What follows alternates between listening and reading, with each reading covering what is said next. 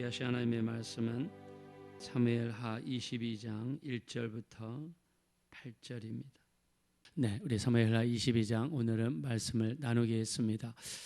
신기한 것은 사무엘하 22장이 10편, 18편 말씀과 똑같은 것을 알 수 있습니다.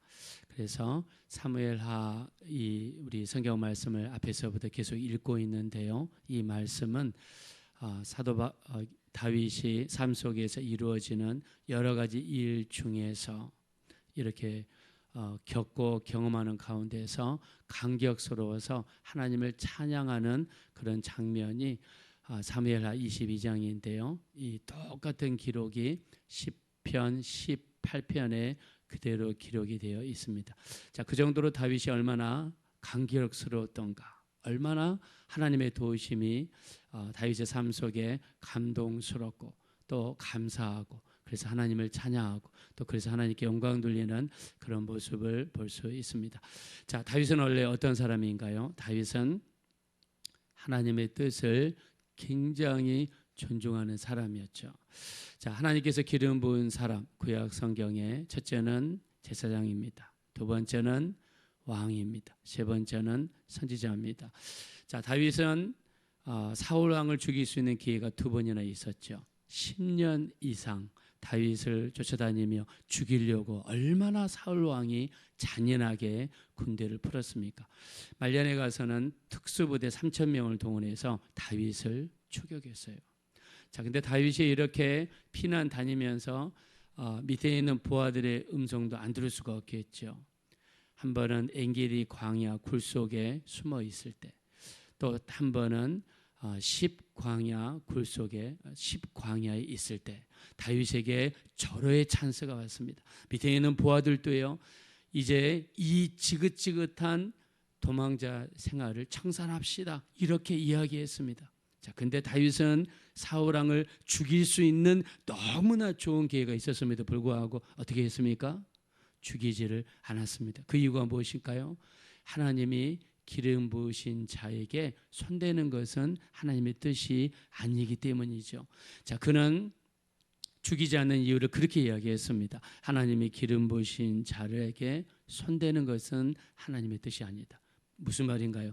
하나님을 존중하는 삶이죠. 정말 하나님을 존중하고 하나님의 뜻을 존중하고 내 뜻대로 하지 아니하고 하나님의 뜻대로 하려는 그런 다윗의 모습과 열심히 거기에 숨어 있습니다. 자, 이런 사람이 다윗입니다.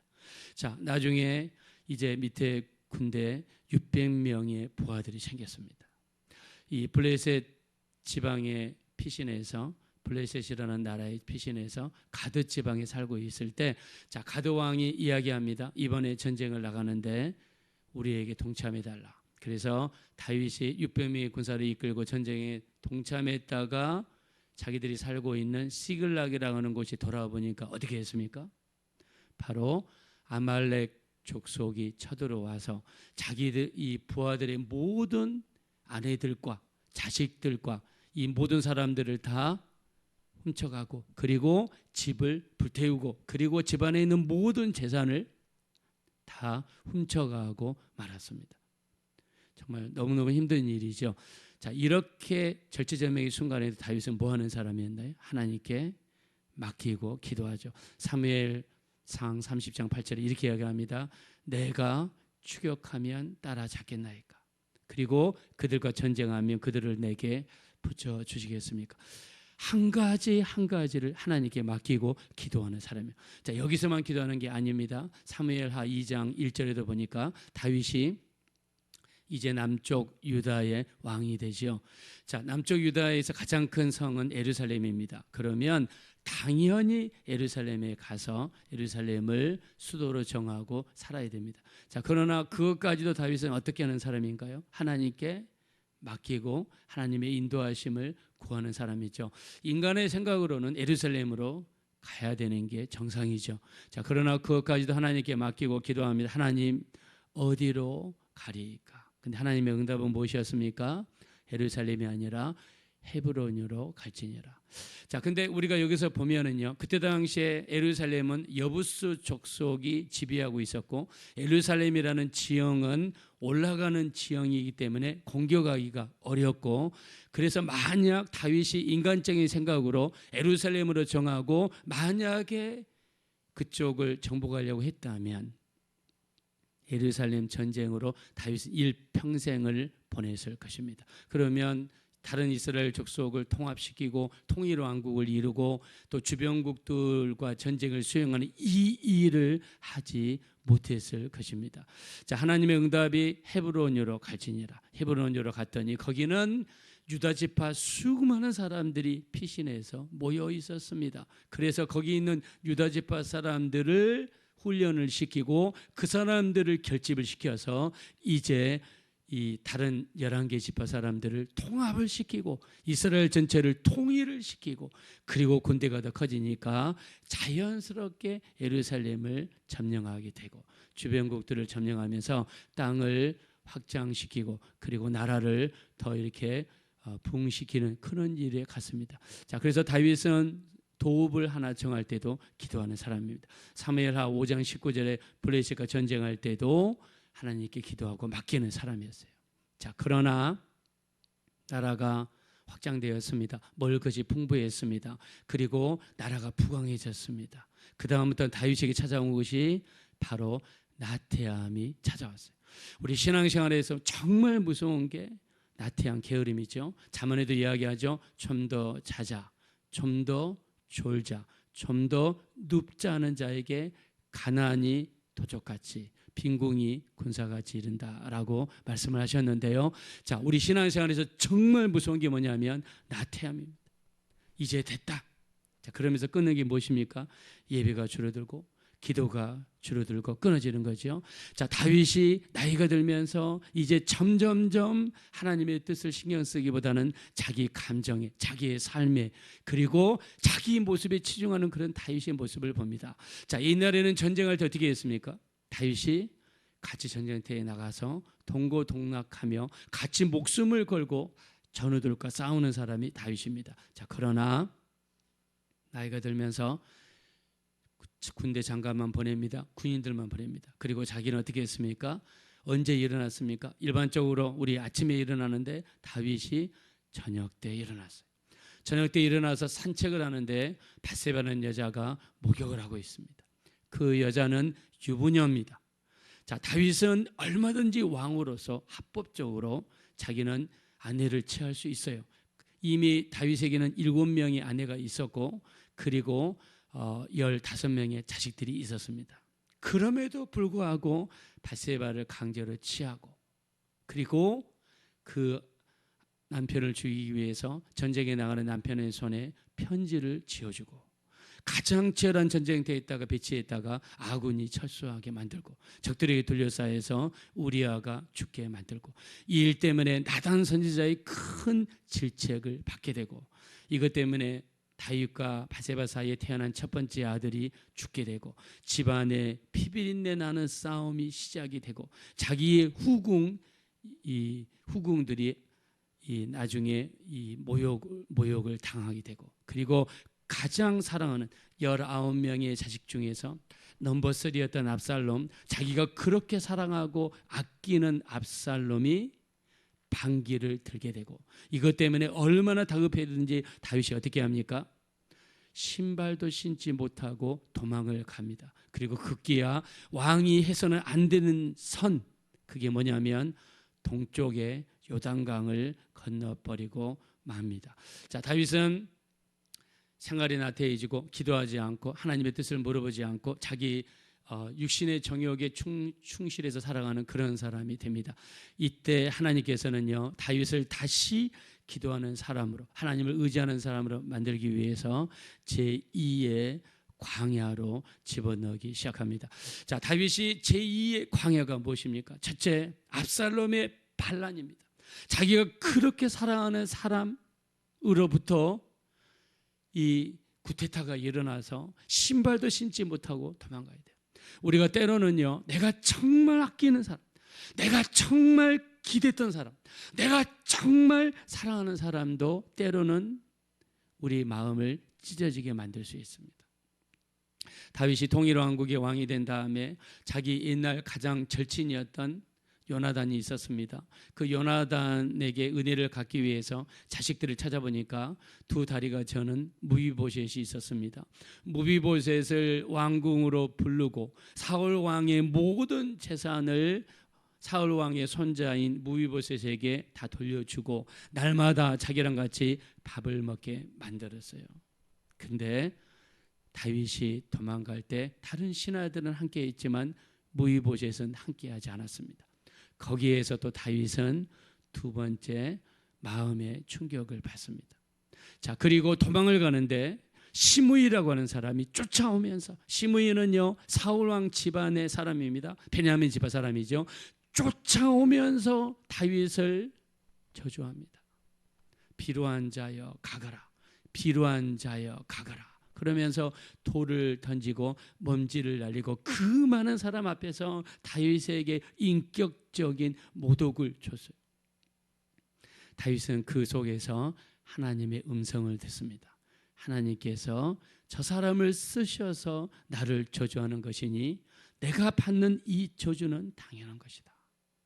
내가 뿌린 것에 대한 보응이다. 그러면서 참으로 낮아지고 겸손한 자의 모습으로 다윗이 이렇게 변화됩니다.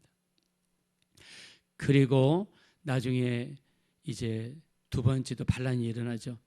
이 세바라고 하는 사람이 일어나서 다윗에게 또 반기를 들었습니다. 그리고 자기가 그렇게 아끼고 또 군대장까지 시켰던 요압이라는 사람이 자기에게 모진 말로써 다윗을 아프게 했어요.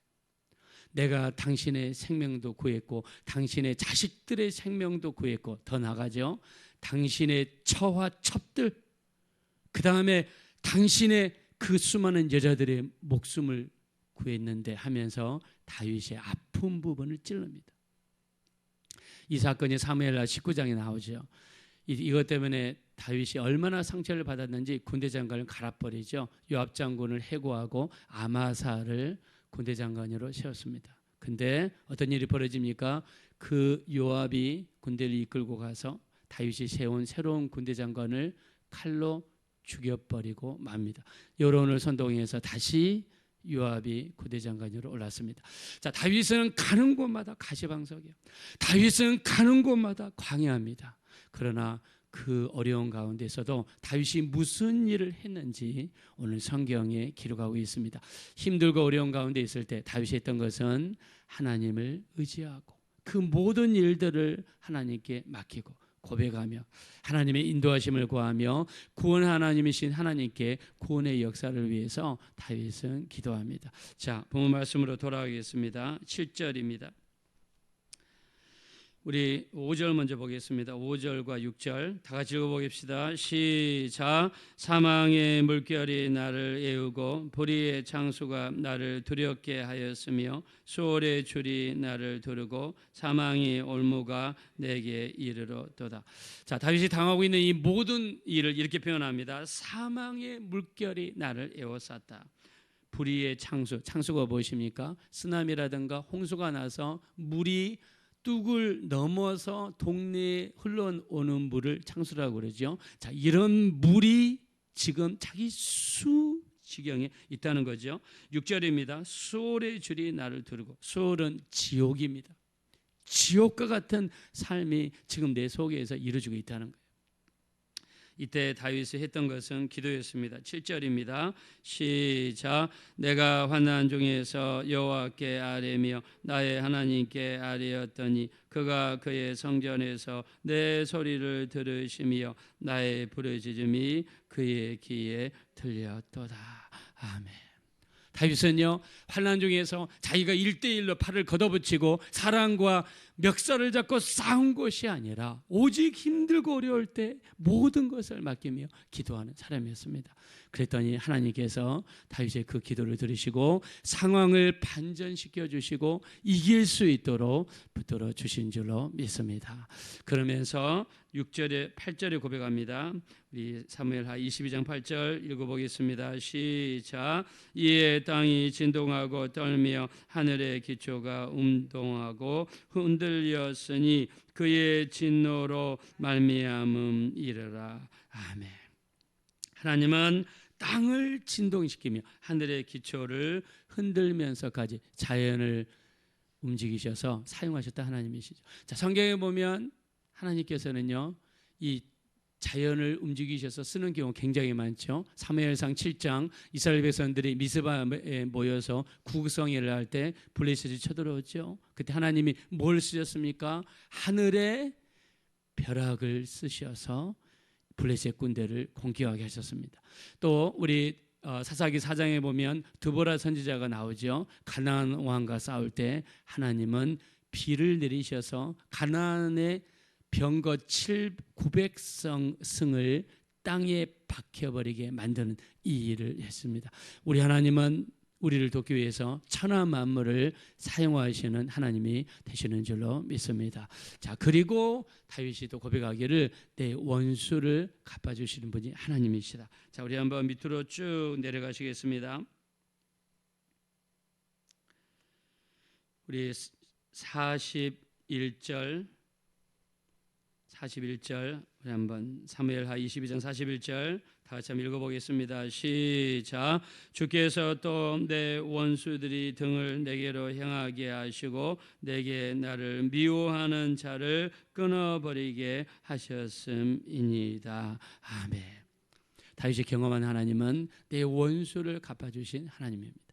오늘 우리 사무엘하 22장을 통해서 다윗이 경험한 하나님은 내 기도에 응답하시는 하나님이시다. 두 번째, 천하 만물을 사용해서 나를 도우시는 하나님이시다. 세 번째, 내 원수를 갚아주시는 하나님이시다. 자, 우리가 당하는 환난은요, 어려움은 우리로 하여금 하나님께 더 가까이 나가게 하고 기도하게 하고 예배하게 하고 말씀을 붙잡게 만듭니다. 그래서 시편 119편 71절에 이렇게 이야기합니다. 환난 당하는 것이 내게 유익이라.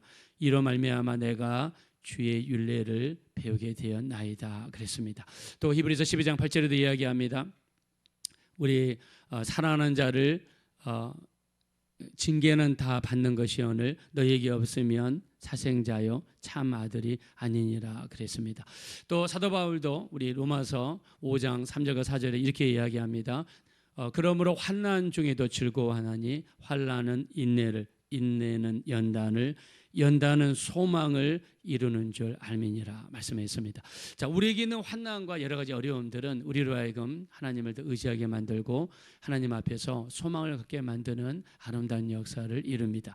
자, 원수가 없는 것은 하나님께서 내게 맡기라 말씀하시죠. 로마서 12장 19절부터 21절에 보니까 내 사랑하는 자들아 너희가 친히 원수를 갚지 말고 하나님의 진노하심에 맡기라.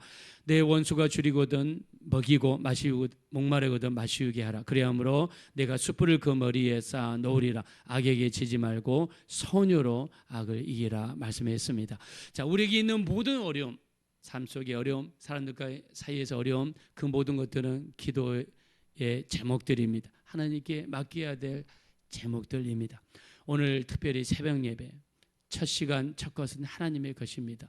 구별해서 하나님께 예배를 드리고 기도하는 이 시간은 하나님이 참으로 기뻐하시는 시간입니다. 이 시간 하나님께 온전히 맡기셔서 우리 기도에 응답하시는 하나님, 우리를 돕기 위해서 천하 만물을 움직이시는 하나님, 우리를 대신하여 원수를 갚아주신 그 다윗의 하나님이 여러분의 기도를 통해서 우리 하나님이 되어지시기를 예수님의 이름으로 축원드립니다. 이 시간 기도하실 때 우리 하나님, 내가 힘들고 어려울 때마다 더 주님을 의지하게 도와주십시오. 사람을 의지하지 않게 하시고 모든 일거수일투족을 하나님께 기도로 맡기고 하나님을 의지하고 더 예배하고 더 말씀 붙잡고 더 기도할 수 있는 우리 모두가 될 수 있도록 도와주셔서 다윗의 하나님이 내 하나님이 되시고 응답하시는 하나님, 천하 만물을 움직이시는 하나님, 원수를 대신하여 갚아주시는 그 하나님이 우리 하나님이 되어 주시옵소서. 우리 합심으로 간절히 기도하겠습니다. 허라시오자 아버지 하나님, 진심으로 감사합니다. 우리 하나님, 다윗이 힘들고 어려울 때마다 다윗이 하나님께 맡기며 의지하는 사람이 되었습니다. 우리는 부족하고 연약합니다. 어렵고 힘들 때는 하나님께 의지하고 기도하다가 어려움이 해결되면은 그 다음부터는 우리가 나태해지고 기도도 하지 않고 예배도 게을러지는 그런 경향을 봅니다. 우리 하나님, 우리가 힘들고 어려울 때마다 우리 하나님 참으로 모든 것을 맡기고 기도할 수 있는 우리 모두가 될 수 있도록 인도하여 주시옵소서. 고난 당하는 것이 내게 유익이라. 이로 말미암아 내가 주의 율례를 배우게 되었나이다. 환난 중에도 즐거워하나니 환난은 연단을, 연단은 인내를, 인내는 소망을 이루는 줄 알미니라. 징계는 다 받는 것이오늘 만일 너희에게 없으면 사생자여 참아들이 아니니라고 말씀하셨습니다. 우리 하나님, 힘들고 어려움은 모든 사람에게 다가오는 창수입니다. 이럴 때마다 기도로서 더 맡기고 의지할 수 있는 우리 모두가 될 수 있도록 인도하여 주시옵소서.